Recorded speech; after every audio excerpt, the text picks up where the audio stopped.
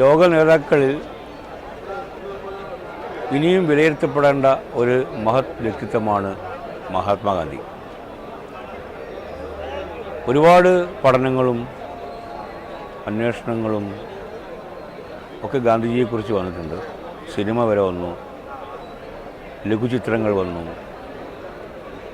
പല ഭാഷകളിൽ പല ദേശങ്ങളിൽ ഗാന്ധിജിയെക്കുറിച്ചുള്ള പഠനങ്ങൾ നടന്നുകൊണ്ടിരിക്കുന്നു.